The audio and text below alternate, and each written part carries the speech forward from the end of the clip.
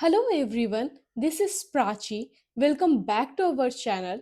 तो हम लोगों ने लास्ट टॉपिक में कवर किया था अप टू सेक्शन 61, लेकिन आज उसके आगे बढ़ते हैं। परफॉर्मेंस ऑफ कॉन्ट्रैक्ट का टॉपिक हम लोग कवर कर रहे थे। परफॉर्मेंस ऑफ कॉन्ट्रैक्ट के टॉपिक में हम लोगों ने अभी तक बहुत सारे टॉपिक कंप्लीट किया है, जैसे कि टाइम एंड प्लेस से रिलेटेड किसी भी परफॉर्मेंस को करना कॉन्ट्रैक्ट में। उसके बाद हम लोगों ने देखा था रेसिप्रोकल प्रॉमिसेस को। अब इसके एक और नए सब टॉपिक पर आते हैं जो कहता है contracts which need not to be performed.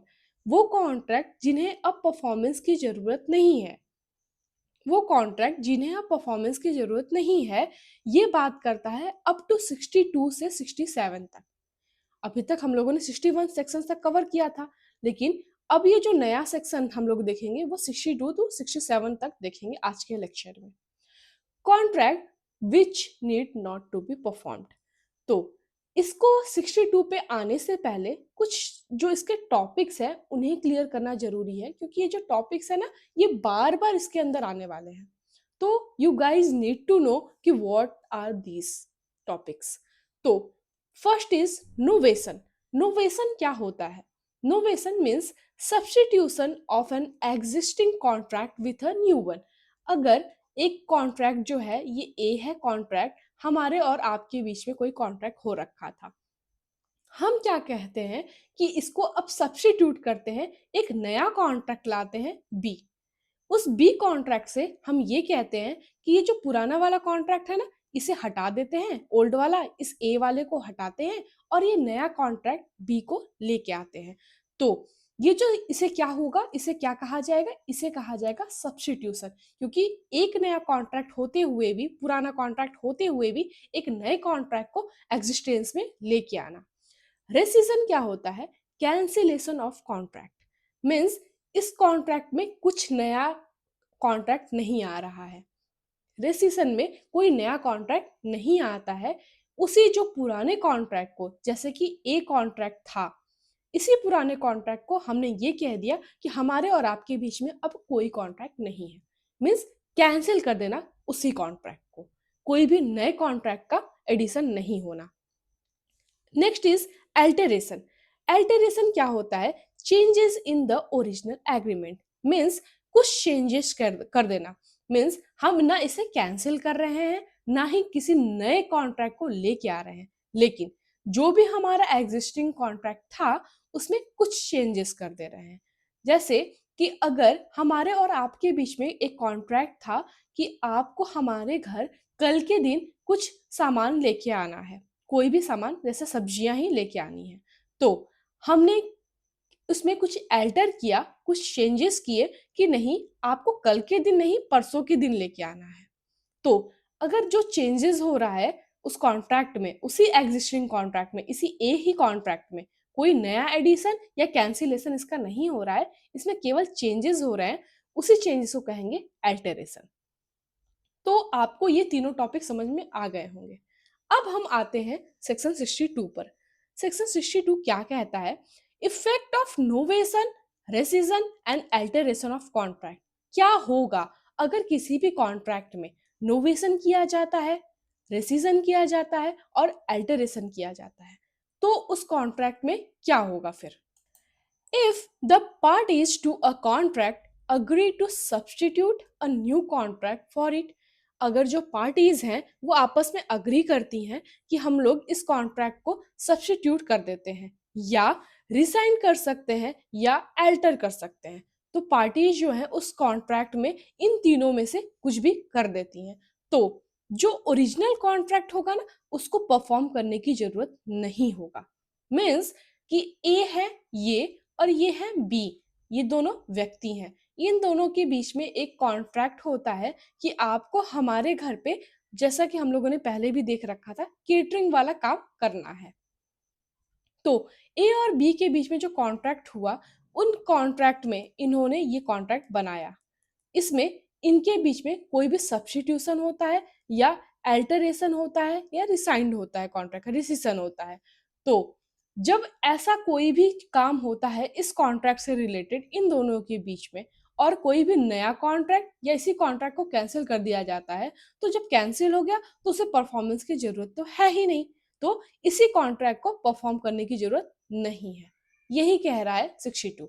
Means अगर पुराना कॉन्ट्रैक्ट उन्होंने कर रखा था कि हमको आपको हमारे घर पे आकर के केटरिंग करनी है, अगले दिन वो कहता है कि नहीं-नहीं, आपको कल के दिन आके केटरिंग नहीं करनी है, आपको उसके अगले दिन आके केटरिंग करनी है। मीन्स अगर डेट चेंज कर देता है या कह देता है कि आपको केटरिंग में ये सामान का यूज़ नहीं करना है, इस सामान का यूज़ करना है, या कोई भी चेंजेस कर देता है, तो जो पुराना वाला कॉन्ट्रैक्ट होगा उसे परफॉर्म करने की ज़रूरत नहीं है, उस नए वाले कॉन्ट्रैक्ट को परफॉर्म करने की ज़रूरत है।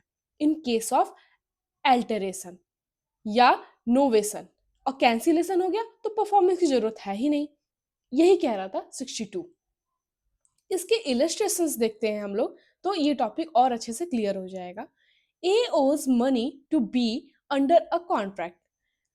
It is agreed between A, B, and C that B shall thenceforth accept C as his debtor. Instead of A, the old debt of A to B is at an end. The new debt from C to B has been contracted. Same वही बात कहा जो हम लोगों ने अभी पढ़ रखा था। Next is A owes B 10,000 rupees.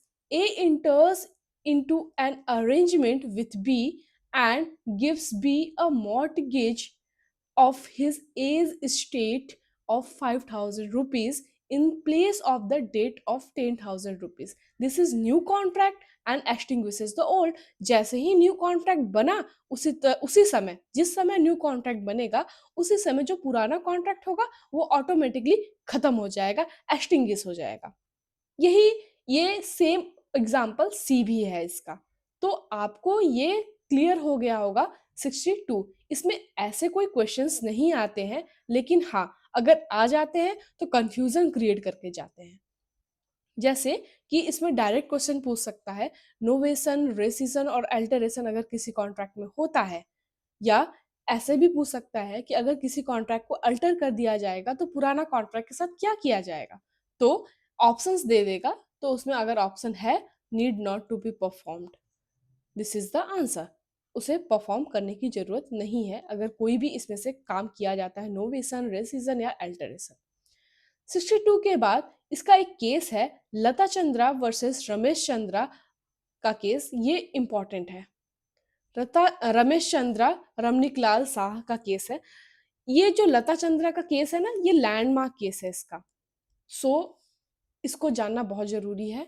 इसे याद कर लीजिएगा, क्योंकि ये अगर केस आ जाता है लता चंद्रा वर्सेस रमेश चंद्रा रमनिकलाल शाह का, तो ये फिर ऐसे डायरेक्टली पूछ सकते हैं कि ये किस टॉपिक से रिलेटेड है। The Supreme Court held that novation entirely substitutes the contract, and when a new contract comes into force, the old contract has no binding value.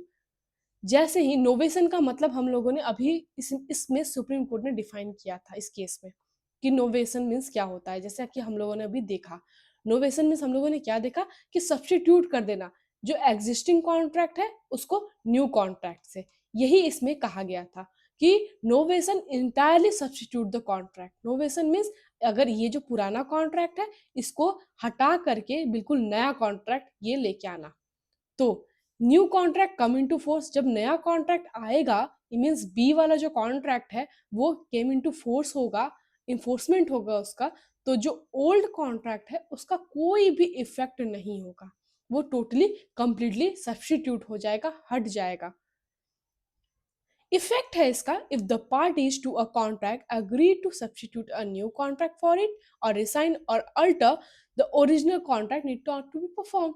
यही हम लोगों ने अभी देखा कि कोई भी पार्टी जो है अगर अग्री करती है कि हम लोग ठीक है आपस में सब्स्टिट्यूट कर लेते हैं, इसे रिसाइन कर लेते हैं, इसे अल्टर कर लेते हैं इसे, तो जो भी उनका पुराना कॉन्ट्रैक्ट था उसे परफॉर्म करने की जरूरत नहीं है। आई होप आपको 62 सेक्शन क्लियर हो गया होगा। अब आते हैं हम लोग 63 पर। 63 says promisee may dispense with or remit performance of promisee. Every promisee may dispense with or remit wholly or in part the performance of the promisee made to him or may extend the time for the such performance, or may accept instead of it may any satisfaction which he thinks fit. Means जो promisee है वो खुद खुद dispense कर दे रहा है या remit कर दे रहा है होली और इन पार्ट, पूरी तरह से किसी भी कॉन्ट्रैक्ट को या फिर उसका किसी कॉन्ट्रैक्ट का जो पार्ट है, प्रॉमिसी खुद अपनी तरफ से ऐसा कर देता है अगर, और उसका सेटिस्फैक्शन है उसमें, तो वो ऐसा बिल्कुल कर सकता है। ये 63 कह रहा है। इसका इलिस्ट्रेशन देखते हैं तो ये टॉपिक ज़्यादा क्लियर होगा। इलिस्ट्रेशन कहता है ए promises to paint a picture of B afterward forbid him to do so. A is no longer bound to perform the promise. A जो है यहाँ पे promiser है, B जो है वो promisee है। जैसे कि A promiser है और ये B जो promisee है, इन लोगों के बीच में एक कॉन्ट्रैक्ट होता है कि आप हमारा पिक्चर बनाएंगे, पेंटिंग करेंगे। अब B after work forbids him to do so. अब बी खुदा के मना कर देता है कि नहीं नहीं, आप मेरा कोई पिक्चर पिक्चर मत बनाइए, हमें नहीं बनवाना है, खत्म। तो बी ने खुद से आके मना किया, तो ए जो है वो अब बाउंड नहीं है उसे परफॉर्म करने के लिए। ये सारे सेक्शन जो है ना वो बहुत इजी है, बस इन्हें याद करना है आपको, समझना इसमें कुछ भी नहीं है एज सच। जैसे कि आपस में ये दो दोस्त हैं, इन दो दोस्तों के बीच में कोई भी कॉन्ट्रैक्ट हुआ, इन दोनों दोस्तों के बीच में कोई कॉन्ट्रैक्ट हुआ और इन दोनों ने ऐसा मान लेते हैं कि इस वाले दोस्त ने, जो रेड शर्ट वाला दोस्त है ना, इसने इससे ब्लू वाले शर्ट से 5000 रुपीज लेके रखा था उधार। अब इसने 5000 रुपीज उधार लेके रखा था। एक दिन ये जो रेड वाला शर्ट वाला दोस्त है वो आता है, ब्लू वाले से कहता है, भाई हम तुम्हारा 5000 रुपये तो वापस नहीं दे सकते, लेकिन हाँ हम 2000 रुपये वापस दे सकते हैं। और ये जो ब्लू शर्ट वाला आदमी है ये कहता है, हाँ ठीक है कोई बात नहीं, तुम 2000 दे दो, कोई दिक्कत नहीं है। तो अब इसने उस पर अग्री कर लिया, सेटिस्फाई है उसके चीज से। तो अब ये बाउंड नहीं है रेड शर्ट वाला दोस्त कि वो 5000 रुपीज ही दे, क्योंकि इसने अग्री कर लिया है। कौन अग्री किया है? प्रोमिसी ने अग्री कर लिया है। उस यही एग्जाम्पल था बी वाला। ए owes B 5000 rupees. A pays to B and B accepts in satisfaction the whole debts rupees 2000 paid at the time and place at which the 5000 rupees were payable. The whole debt is discharged. बस यही example था इसका। सी भी कुछ same matching ही है, ऐसा कुछ इसमें भी अलग नहीं है, बात वही कह रहा है सी और डी भी। Next is section 64, consequences of rescission of voidable contract. Section 64 कहता है consequences of rescission of voidable contract means when a person at whose option a contract is voidable rescinded, the other party dare to need not perform any promise therein contained in which he is a promiser. The party rescinding a voidable contract shall, if he have received any benefit thereunder from another party to such contract, restore such benefit so far as may be to the person from whom it was received. Means इसका ऐसे आपको meaning समझ नहीं आएगा जब तक हम example नहीं देंगे, क्योंकि this is the little tough language to understand it. यहाँ पे एग्जाम्पल ये है, if there was a contract between the owner and the contractor that the owner will supply the raw material. अब जैसे कि कॉन्ट्रैक्ट एक होता है किसके बीच में? ओनर और कॉन्ट्रैक्टर के बीच में। अब ये भाई हैं कॉन्ट्रैक्टर साहब, ये जो कॉन्ट्रैक्टर है और यहाँ पे कोई ओनर है, इनके बीच में ए और इस सी के बीच में एक कॉन्ट्रैक्ट होता है। The owner will supply the raw material. यहाँ पे जो ओनर है ना ये ए, उसका काम ये था कि आप भाई इन्हें रॉ मटेरियल जैसे कि ईंट हुआ, सीमेंट हुआ, ये सब लाके पहुंचाएंगे। तो फिर ये काम शुरू करेगा contractor C, and pay advance payment to the contractor to start the constructing the house. और वो एडवांस पेमेंट भी देगा कि वो सारा जो को भी हाउस में लेबर वगैरह है वो लगा सके कॉन्ट्रैक्टर वहां पर। लेकिन here the owner supplied the material but fail to pay the advance payment. यहाँ पे ओनर जो है ये ए, उसने सप्लाई किया किसका? जो भी ईंट है, सीमेंट है, बालू है, ये सारी चीजों का सप्लाई किया, लेकिन एडवांस पेमेंट सी को नहीं दिया। अब जब सी के पास एडवांस पेमेंट नहीं आया तो सी लेबर कहाँ से लगाएगा? जब लेबर नहीं लगेंगे तो काम नहीं हो पाएगा। तो जब इन लोगों के बीच में ऐसा कॉन्ट्रैक्ट था कि आपको पहले एडवांस पेमेंट देना होगा और इसने एडवांस पेमेंट नहीं दिया, तो ये कॉन्ट्रैक्ट तो परफॉर्म हो नहीं सकता, ये तो वॉइडेबल हो जाएगा। किसके ऑप्शन पर? सी के ऑप्शन पर, इस पार्टी के ऑप्शन पर, कॉन्ट्रैक्टर के ऑप्शन पर। अगर कॉन्ट्रैक्टर चाहे तो कहेगा कि नहीं, अब हमको आपका काम ही नहीं करना, हमने आपने हमें एडवांस पेमेंट दिया नहीं, हमारे लेबर ऐसे बैठे हुए हैं, हमारा नुकसान हो रहा है, तो वॉइडेबल करा सकता है ऐसे ही। ऑलरेडी हमने इस तरह का सेक्शन पढ़ रखा है। लेकिन ये थोड़ा डिफरेंट है, ये कहता है now the contract has become voidable at the option of the contractor, the constructor received the contract. यहाँ पे जो कंस्ट्रक्टर जो है ना, ये सी, ये कहेगा अब हमको आपका काम ही नहीं करना, हमको आपका काम बिल्कुल नहीं करना। लेकिन इसका जो सेकंड वाला पार्ट है वो ये कह रहा है कि अगर he have received any benefit there under, अगर इस सी ने कोई भी बेनिफिट गेन किया है इस ए से, तो उसे उसे वापस देना पड़ेगा, उसका रेस्टिट्यूशन कर सकता है ए। मीन्स जैसे कि ए ने ऑलरेडी इसे ईटा और पत्थर, सीमेंट, बालू वो तो पहुंचा दिया था, बस पेमेंट नहीं किया था एडवांस। तो ये जो इतने भी प्रॉफिट इसने गेन किए हैं ना सी ए से, वो सब वापस करेगा ए को। यही कह रहा था ये सेक्शन 64। आई होप आपको ये क्लियर हो गया वो 64 क्या कह रहा था, इसमें कोई भी प्रॉब्लम नहीं होगा। कि बस यही कह रहा है अगर सी के ऑप्शन पर कोई भी कॉन्ट्रैक्ट जो है वो वॉइडेबल हो रहा है, तो इसने जो भी प्रॉफिट गेन किया वो उसे वापस दे देगा और कॉन्ट्रैक्ट को वो कैंसिल कर सकता है। Next is 65, obligation to of person who has received advantage under void agreement or contract that becomes void. Means when an agreement is discovered to be void or when a contract becomes void, any person who has received any advantage under such agreement or contract is bound to restore it or to make compensation for it to the person from whom he received it. Means 65 ये कहता है कि अगर कोई भी contract जो है या एग्रीमेंट है वो वॉइड हो गया है, और वॉइड होने के बाद अगर कोई भी व्यक्ति जो है उससे गेन लेता है, प्रॉफिट कमाता है, तो उस गेन को वापस लिया जाएगा, वापस लिया जाएगा जिससे उसने प्रॉफिट कमाया है। या अगर उस प्रॉफिट जो भी कमाया था उसका वो उसने खत्म कर दिया है या प्रॉफिट उसके पास बचा नहीं है, तो वो कंपेंसेशन भी ले सकता है। जैसा कि हम लोगों ने ऑलरेडी इस वाले एग्जाम्पल में देखा था, यहाँ पे वॉइडेबल हुआ था कॉन्ट्रैक्ट, वॉइड नहीं हुआ था। अगर ये कॉन्ट्रैक्ट जो है वो वॉइड हो जाता, जैसे कि ए है या ये जो कॉन्ट्रैक्टर है इसका कोई स्किल है और स्किल पे ही ये घर बनाता है, और ये कॉन्ट्रैक्टर जो है वो अब नहीं रहा, अब ये खत्म हो गया, मर गया। कोई भी ऐसा सिचुएशन आ गया कि अब ये घर नहीं बना सकता, इसके स्किल पर ही घर बनना था, अब ये घर नहीं बना सकता, तो ये कॉन्ट्रैक्ट तो वॉइड हो गया।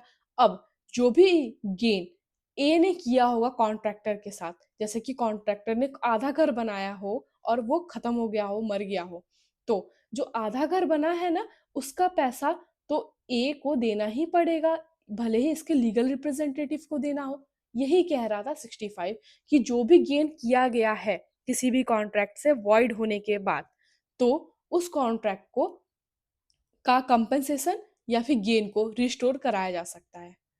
इलिस्ट्रेशन देख लेते हैं इसका। A pays B 1000 rupees in consideration of B is promising to marry C is daughter, C is dead at the time of the promise. अब जब सी मर ही गया तो the agreement is void, but B must repay A at the 1000 rupees, क्योंकि जब सी मर गया और ए 1000 रुपीज का पेमेंट हो गया तो उसको वो बैक करना पड़ेगा, वापस देना पड़ेगा, रिस्टोर करेगा, रिस्टिट्यूशन होगा उसका। Next is B contract with A contract with B to deliver to him 250 mounds of rice before the 1st of May. A deliver 130 mounds only before that day, केवल 130 mounts ही वापस देता है, ये भी कोई मेजरमेंट वैल्यूज है।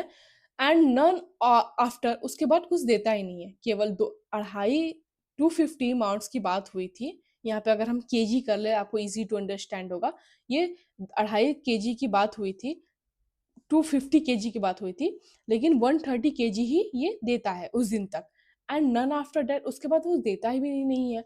तो B retain 130 KG after the 1st of May, he is bound to pay A for them. जब तक कि उसने 130 केजी ही अगर उसने ले रखा है, अपने पास रखा है, तो उसके बाद अगर कोई कुछ भी ट्रांसफर नहीं हुआ, कॉन्ट्रैक्ट का फुलफिलमेंट नहीं हुआ, तो वो 130 केजी का तो पे करेगा, भले ही आगे उसने कॉन्ट्रैक्ट परफॉर्म नहीं किया। तो जितना उसने परफॉर्म किया है उसका वैल्यू तो उसे देना पड़ेगा, रिस्टोर करना पड़ेगा। A. A singer contract with B, the manager of a theater, to sing at his theater for 2 nights in every week during the next 2 months. B engaged to pay her 100 rupees for each night performance. अब यहाँ पे हर रात को गाना गाने का जो पैसा है वो 100 rupees है। On sixth night, A will fully absent herself from the theater. अब जो A है उसने खुद को जानबूझ करके absent कर लिया, and B in consequence resigned the contract. B must pay A for the 5 night which she had sung. अब इसने अगर जो भी 5 दिनों तक गाना गाया उसका तो पैसा इसे देना ही पड़ेगा ना, भले ही इसने एक दिन के लिए गाना नहीं गाया। जैसे कि इसने कह रखा था कि आप हमारे यहाँ आएंगी और रोज गाएंगी, कब तक, 2 महीने तक। और अगर आप 2 महीने तक गाना गाती है ना, हर दिन आकर के, तो हर दिन का मैं आपको पैसा दूंगा, 100 रुपए। तो अब ये 1 दिन जाती है, 2 दिन जाती है, 3 दिन जाती है, 4 दिन जाती है, 5 दिन जाती है, 6वें दिन ये खुद से एब्सेंट हो जाती है, नहीं जाती है। तो अगर ये कॉन्ट्रैक्ट खत्म हो रहा है यहाँ पर, तो इसने जितना भी अभी तक काम कर रखा है उसकी वैल्यू तो इसे मिलनी ही चाहिए। यही कह रहा था ये सेक्शन 65। आई होप आपको ये क्लियर हो गया होगा बिल्कुल अच्छी तरीके से कि ये क्या होता है, किस तरीके से अगर कोई कॉन्ट्रैक्ट वॉइड हो जाता है तो उसका जो पैसा है, जो भी एडवांटेज गेन किया गया है, उसे रिस्टोर करना पड़ेगा, या फिर अगर वो एडवांटेज नहीं है आपके पास, जो भी गेन मनी नहीं है आपके पास, तो उसे कंपेंसेशन देना पड़ेगा। और ये जो एग्रीमेंट इसमें वॉइड हो रहा है ना, वो कभी भी हो सकता है। In middle of the contract भी वॉइड हो सकता है एग्रीमेंट, स्टार्टिंग में भी वॉइड हो सकता है एग्रीमेंट। मीन्स जैसे कि इसका एक और एक अच्छा एग्जांपल हम लोग समझते हैं कि अगर एक कोई गोडाउन है, ये कोई गोडाउन है, यहाँ पे सामान रखा, ए का गोडाउन है और इस बी ने यहाँ पे सामान रखा ला करके, और ये बोला कि हम आपको इस सामान जो हम रख रहे हैं वो हम आप यहाँ पे रखेंगे 1 साल के लिए, 1 ईयर के लिए यहाँ पे सामान रखेंगे, और इसका जो पेमेंट है ना वो हम पहले ही दे देंगे। अभी उसने पेमेंट कर दिया। उसने कितना पेमेंट कर दिया, मान लेते हैं उसने 10,000 का इसमें पेमेंट कर दिया। अब जब उसने 10,000 का पेमेंट कर दिया और सामान यहाँ पे रखा गया, तो 7 महीने बीतते हैं। आफ्टर 7 मंथ्स इस गोडाउन में लग जाती है आग, गोडाउन में आग लग जाती है, और इसका इसमें एक की कोई गलती नहीं होती है। गोडाउन में आग लगने की वजह से कुछ भी हो जाता है, ऐसा कोई एक्ट होता है जिसकी वजह से, एक्ट ऑफ गॉड की वजह से कुछ सब कुछ बह जाता है, खत्म हो जाता है। तो अब जब इसने 7 महीने तक रखा था और उसने पेमेंट भी कर रखा था 10,000 का, 7 महीने बाद, 7 महीने तक तो इसका गोडाउन जो था वो तो बिजी था इसकी वजह से। आफ्टर दैट इसके पास 10,000 रुपीज भी है। तो 7 महीने का ये जो भी इसने गेन किया वैल्यूज, वो 7 महीने तो अपने पास रखेगा, लेकिन उसके बाद की जो वैल्यूज होंगे, जो भी उसके बाद के महीने बचे हुए 4 महीने के पैसे उसे वापस दे देगा भी। तो जो भी गेन इसको एक्स्ट्रा हुआ था वो उसे वापस देना पड़ेगा। बस यही था 65। अब आते हैं हम लोग 66 पर। 66 इज वेरी इंटरेस्टिंग। ये कहता है मोड ऑफ कम्युनिकेशन और revoking rescission of voidable contract. Means अगर कोई कॉन्ट्रैक्ट होता है दो पार्टीज के बीच में, ए और बी के बीच में कॉन्ट्रैक्ट होता है, कॉन्ट्रैक्ट इस तरीके से हुआ कि बाद में ये वॉइडेबल हो गया, जैसे कि हम लोगों ने उस कॉन्ट्रैक्टर वाले केस में पढ़ रखा है। उस कॉन्ट्रैक्टर वाले केस में हम लोगों ने देखा कि बाद में कॉन्ट्रैक्ट जो है वो उस कॉन्ट्रैक्टर के ऑप्शन पर वॉइडेबल हो जाता है। तो अब जब कॉन्ट्रैक्टर उस कॉन्ट्रैक्ट को खत्म कर रहा है, तो इस बात को उसे बताना भी तो बनता है कि अब हम कॉन्ट्रैक्ट को खत्म कर रहे हैं। ये बात तो कम्युनिकेट किया करना बनता है। अब वो चाहे फोन कॉल से करे, या लेटर से करे, या सामने जाके करे। फोन कॉल से भी कर सकता है, लेटर से भी कर सकता है, या सामने जाके भी कर सकता है, या कोई भी मेथड से कर सकता है। जैसा कि हम लोगों ने पढ़ रखा है पुराने टॉपिक में, अपने कम्युनिकेशन और रिवोकेशन ऑफ प्रपोजल के टॉपिक में, जिस तरीके से वहां पे कम्युनिकेशन के बारे में हम लोगों ने पढ़ा है, उसी मेथड से यहाँ पे कॉन्ट्रैक्ट को वॉइडेबल किया जाएगा पार्टी के द्वारा। तो अगर आपने उस लेक्चर को नहीं देखा है तो वो जाके जरूर देखिए। वही ऐसा टॉपिक है कॉन्ट्रैक्ट का जिसमें बहुत ज्यादा समझने की जरूरत है। बाकी जो सारे टॉपिक्स हैं उसमें याद करने की ज़रूरत है, लेकिन उस टॉपिक में अगर आपको समझ में नहीं आया तो कॉन्ट्रैक्ट कभी क्लियर नहीं हो सकता आपको। तो वहाँ पे जाके एक बार देख लीजिए अगर आपने नहीं पढ़ रखा है तो। तो कम्युनिकेशन और रिवोकेशन ऑफ प्रपोज़ल जैसा कि हम लोगों ने उसमें पढ़ा था, उसी मेथड से यहाँ पे कॉन्ट्रैक्ट को वॉइडेबल किया जाएगा। Next is section 67। This is the last section of performance of contract. ये कहता है 67, effect of neglect of promisee to afford promisor reasonable facility for performance. This is very practical section कि अगर ये बहुत प्रैक्टिकल है कि ये बहुत आप रिलेट कर सकते हैं अपनी डेली डे लाइफ में। ये कह रहा है if any promisee neglects or refuses to afford the promiser reasonable facilities for the performance of his promise, the promiser is excused by such neglect or refusal as to any non-performance caused thereby। Means कि ऐसा काम है, ऐसा दोनों के बीच में contract हो रखा है जहां पर एक जो पर्सन है ना वो नेग्लेक्ट कर रहा है, बार बार काम नहीं करने दे रहा है। यहाँ पर प्रोमिसी जो है वो नेग्लेक्ट कर रहा है बार बार। तो जो प्रोमिसी वो नेग्लेक्ट कर रहा है बार बार, उसकी वजह से जो प्रोमिसर है वो अपना पार्ट परफॉर्म नहीं कर पा रहा है। जब वो अपना पार्ट परफॉर्म नहीं कर पा रहा है तो वो उस कॉन्ट्रैक्ट को, तो जो प्रॉमिसर है वो अपना पार्ट परफॉर्म कर नहीं पाएगा, तो ऑब्वियसली वो सारे ऑब्लिगेशन से, परफॉर्मेंस के सारे ऑब्लिगेशन से डिस्चार्ज हो जाएगा। जब उसे प्रॉमिसी उसका पार्ट परफॉर्म करने ही नहीं दे रहा है तो प्रॉमिसर कैसे परफॉर्म करेगा अपना पार्ट। मीन्स कि जैसे कि हमने अपने घर पर ये प्लम्बर वाले को बुलाया कि भाई आप आइए और हमारे घर में कुछ प्रॉब्लम हो गया है पानी वानी का, और वो नल में पानी नहीं आ रहा है, आप ठीक कर दीजिए। ये प्लम्बर आता है वहां पे। अब जब ये प्लम्बर आता है वहां पे तो हम उसे, जब ये डोर नॉक करता है तो हम इसका डोर ओपन ही नहीं करते हैं। जब ये आता है तो हम इसके लिए डोर ओपन ही नहीं करते हैं। जब हम ओपन ही नहीं करेंगे डोर तो ये कैसे घर के अंदर आएगा और कैसे अपना पार्ट परफॉर्म करेगा। तो ये जब हम अपना उसको उसका पार्ट परफॉर्म करने नहीं दिए तो ये खुद ब खुद डिस्चार्ज हो गया कॉन्ट्रैक्ट से। इसे अपना पार्ट परफॉर्म करने की अब कोई जरूरत नहीं है। इसे अब अपना पार्ट परफॉर्म करने की कोई ज़रूरत नहीं है कि यहाँ पे इसको no need to perform the contract. यहाँ पे जैसे कि इसका इलस्ट्रेशन है, A contract with B to repair B's house. A और बी के बीच में ये कॉन्ट्रैक्ट होता है कि बी जो है ना वो ए है वो बी का हाउस रिपेयर करेगा। ए बी का हाउस रिपेयर करेगा। B neglects to refuses to point out to A the places in which his house requires repair। अब वो बताता ही नहीं है उसे कि कहाँ पे रिपेयर की जरूरत है। A is excused for the non performance of the contract if it is caused by such neglect or refusal।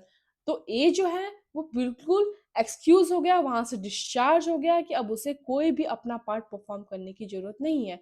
अब जब ये प्लम्बर आया हमारे घर में, उसके लिए हमने दरवाजा ही नहीं खोला, या ये घर के अंदर आ भी गया तो हम उसको यही नहीं बता रहे हैं कि किस नल में कहाँ पे प्रॉब्लम है। जब हम उसको यही नहीं बता पाए तो ये अपना पार्ट परफॉर्म नहीं कर सकता। जब ये अपना पार्ट परफॉर्म नहीं कर सकता तो ये टोटली डिस्चार्ज हो गया कि अब ये परफॉर्म नहीं करेगा।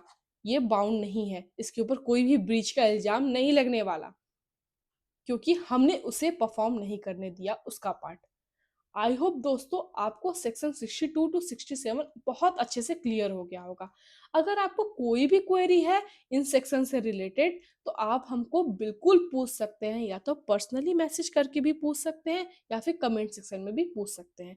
और आप टेलीग्राम ग्रुप भी ज्वाइन करके वहां पर भी पूछ सकते हैं, कोई प्रॉब्लम नहीं है। Feel free to ask anywhere. These sections were very easy to understand. लेकिन आगे के टॉपिक में हम लोग कवर करने वाले हैं क्वासी कॉन्ट्रैक्ट को। That is very interesting topic of Indian contract act. और दोस्तों अगर आप नोट्स बनाने में विश्वास नहीं रखते और आप नोट्स बनाने में टाइम वेस्ट नहीं करना चाहते हैं तो आप इस पीडीएफ को परचेज कर सकते हैं इस क्यूआर कोड को स्कैन करके।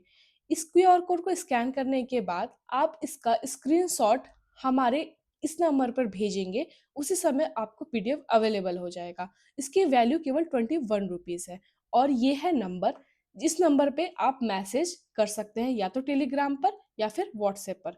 कोई भी प्रॉब्लम के लिए भी इस नंबर पे आप मैसेज कर सकते हैं। Thank you very much for joining me and listening me दोस्तों।